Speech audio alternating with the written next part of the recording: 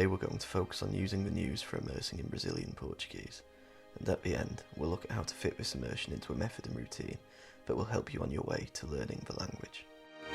Before we get started, just a few quick notes. This video is part of a series of videos looking at resources you can use to immerse in Brazilian Portuguese.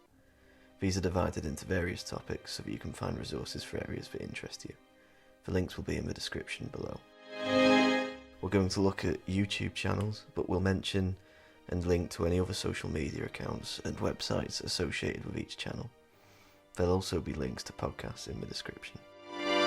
We're going to start with general news channels and groups, and we'll then look at individual channels.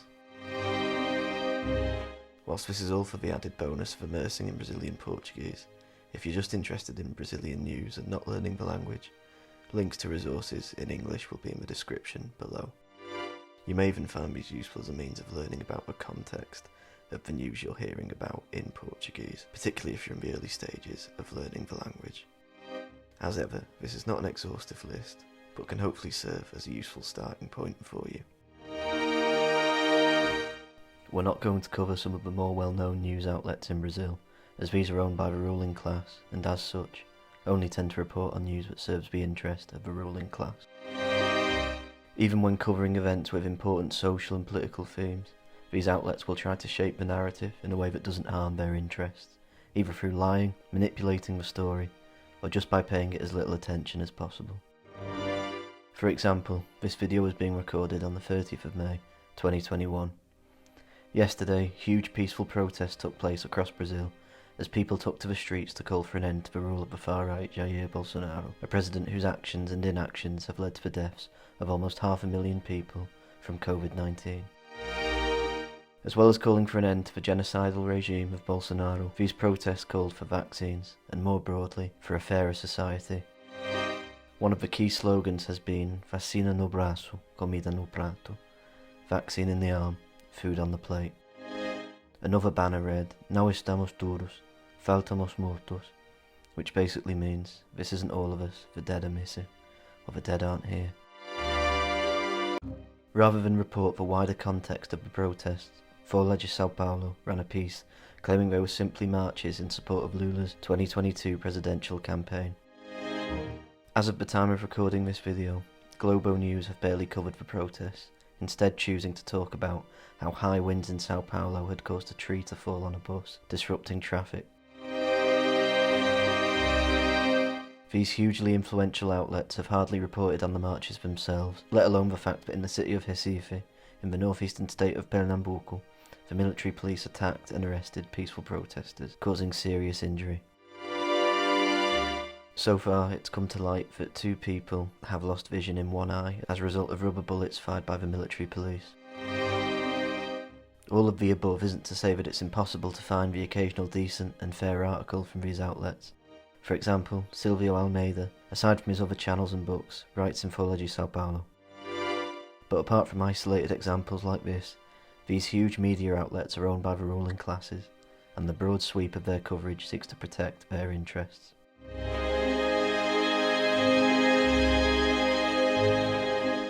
There have been countless examples of Bolsonaro's government attacking the rights of the Brazilian people since he took power in 2018. The channels we'll look at in this video will help you to keep track of what's going on. For now, we'll focus on a recent, harrowing example. Using the cover of the ridiculous war on drugs, the state has created violent police militias, armed to the teeth and sent to persecute the communities that live in Brazil's favelas. Just this month, one police militia in Rio de Janeiro committed a massacre in the favela of Jacarezinho, killing 28. Further showing that justice is a subjective notion owned by the powerful, the police have since gotten away with declaring that the documents relating to the slaughter at Jacarezinho are to be kept secret for the next 5 years. Unlike most of the major news corporations, the channels and groups we'll cover in this video call what happened at Jacarezinho exactly what it was, a slaughter. A Chacina do Jacarezinho. Under Bolsonaro's government, almost 500,000 Brazilians have died from COVID-19. Others have died from hunger and the brutality of his regime. Whilst many people have tried their best to survive, make a living, and halt the spread of the virus, Bolsonaro has fanned its flames at every turn. Tem uns idiotas aí, né? O fica em casa. Os idiotas, tem alguns idiotas até hoje ficam em casa. Over the past month, people in Colombia have been protesting their neoliberal government, facing up to the brutality of the Colombian military in the process. The people of Colombia's message has been shared by protesters in Brazil. Se o povo protesta em meio a uma pandemia, é porque o governo é mais perigoso que o vírus. If the people protest in the middle of a pandemic, it's because the government is more dangerous than the virus.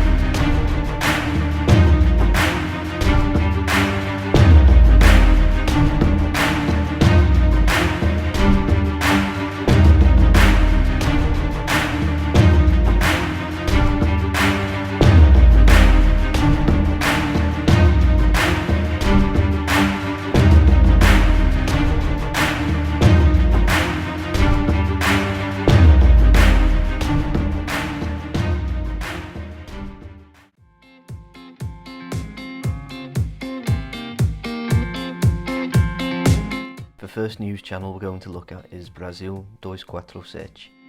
Out of all the groups and individuals we're going to cover, this is probably the one with the broadest scope, or certainly with the most people helping to sustain it. The only one with similar breadth is Brasil de Fato, links for which will be in the description below. Aside from a website with a wide range of articles, Brasil 247 also run a series of live shows each day on their YouTube channel. Like their articles, these live shows cover a wide range of themes, though the most common covers events in Brazil and the fight for a fairer society. Their live streams are on at various times throughout the day, making it easier to find a window that's convenient for your schedule. Of course, because it's on YouTube, you can always watch them back later as well. The live chat feature of live streams could be an interesting way to get more context for the topics being discussed as people post their opinions and express their support for the work of the channel. Another group doing important work is Voz das Comunidades. Voz das Comunidades covers a wide range of topics relating to the communities living in Brazil's favelas, from history to community projects, as well as medical updates during the pandemic. They also have articles on wider issues. Aside from a great site and YouTube channel, they also have an excellent mobile app, meaning you can receive notifications from them on the go. You can also bookmark articles to read them another time.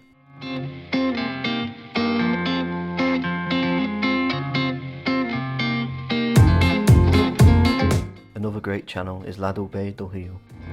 As well as a site and YouTube channel, they also run an excellent podcast covering a variety of themes.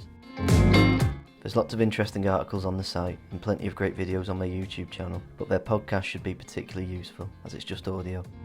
This makes it a great way to learn about what's going on in Brazil whilst you're doing things like exercise or cooking. Before moving on to individuals, the last group we'll cover in this video is Mídia NINJA. We won't go into as much detail as they share similar principles to the other channels mentioned.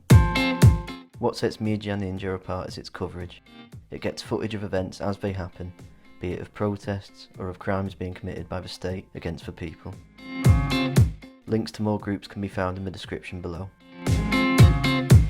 Let's now focus on individuals who highlight what's going on in Brazil.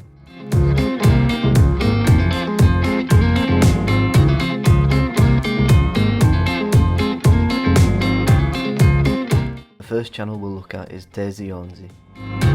Created, developed and produced by sociologist Sabino, Tese Onze has been providing informative videos since its creation in 2017. As well as educating about various topics, it also discusses what's going on in Brazil and has been particularly prominent in promoting eco-socialism. Aside from YouTube, you can follow the channel across various social media platforms, and links to these will be in the description below. There's also a podcast.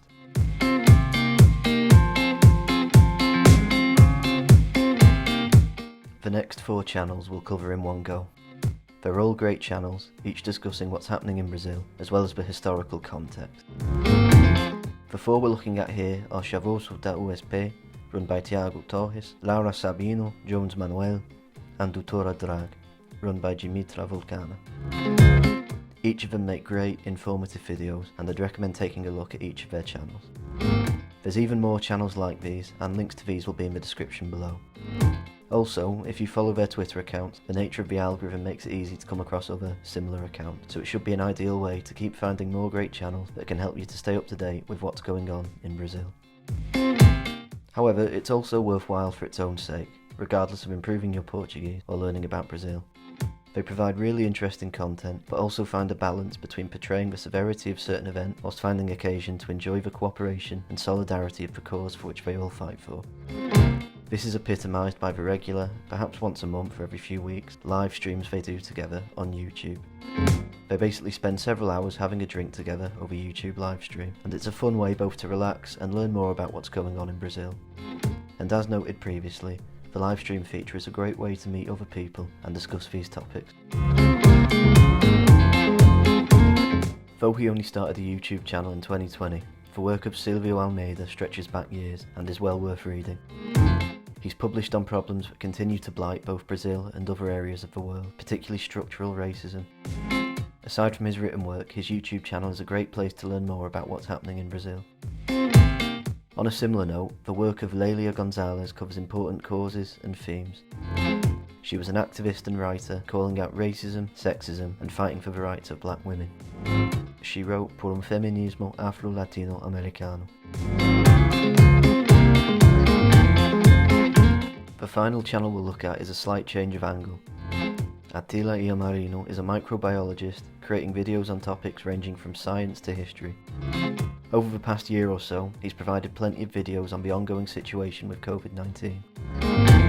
He does regular live streams discussing the latest situation in Brazil, but also on the threats posed by new variants. In short, his videos are a useful way to stay informed on what's happening in Brazil right now, particularly regarding the pandemic. However, the range of topics he covers means you're likely to find other videos that interest you as well. It's again worth mentioning that all the channels listed are meant as a helpful starting point. There are of course plenty more out there, and some of these will be listed in the description below. Among these will be podcasts, some of which don't have YouTube channels. By following the social media accounts of some of the channels mentioned in this video, and in the description of this video, the various algorithms should ensure you come across more channels providing similar content, but in their own style.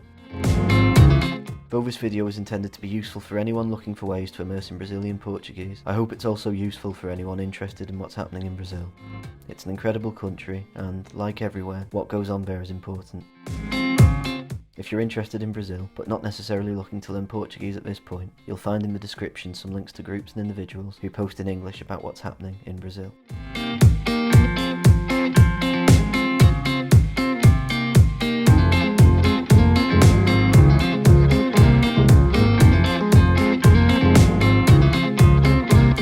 I hope you found this video useful. We'll now look at how to use immersion within a wider plan for learning the language.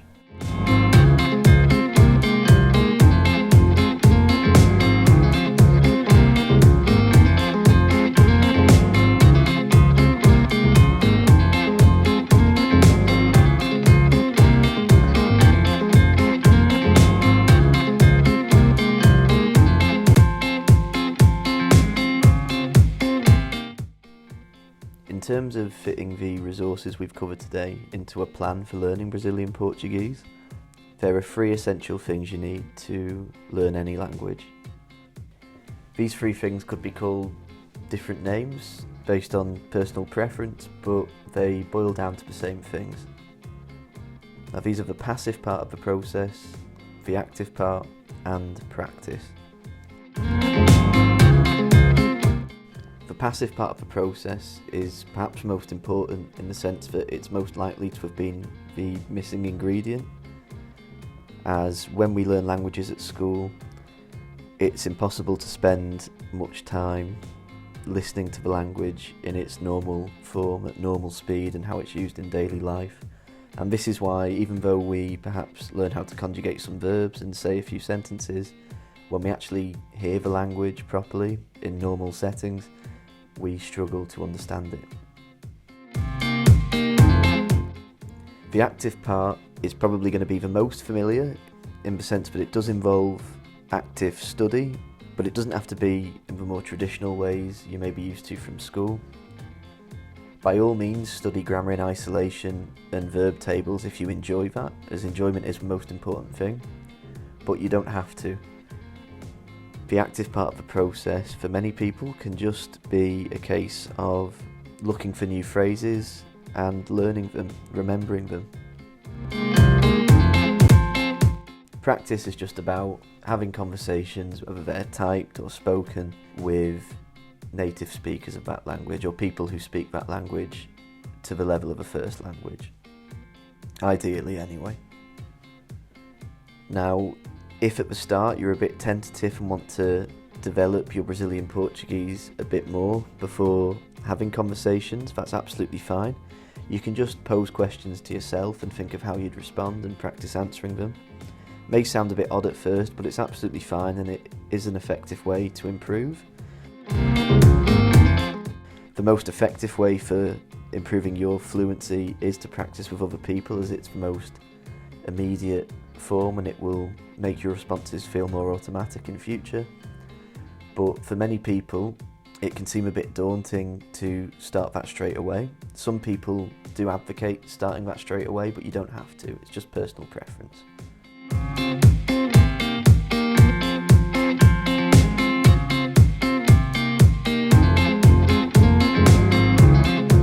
Over the coming weeks and months, there'll be more videos like this posted on this channel to help you learn Brazilian Portuguese and European Portuguese, as well as various other languages. If you'd like to look at some other free resources on the website, there's a resources section, and that gets added to weekly. There's general advice on language learning, and there's a tab specifically for Portuguese resources, focusing particularly on films you can watch to help improve your Portuguese, and each of these has links to relevant videos and articles that will add context to the film you've watched, and adding this context helps you to remember the phrases you've come across, and it just makes the whole process more enjoyable. If you'd like more detail on how to learn Portuguese, whether that's Brazilian Portuguese or European Portuguese, there's a How to Learn Languages guide, How to Learn Portuguese. Most of the resources in the book are centred on Brazilian Portuguese, but there are resources in there for European Portuguese as well. The guide goes into lots more detail, and it's a way for you to have everything you need in one place, with links to useful resources and a plan laid out for you. There's also a detailed section on the history of the Portuguese language. Thanks for watching this video. I hope you found it helpful, and see you next time.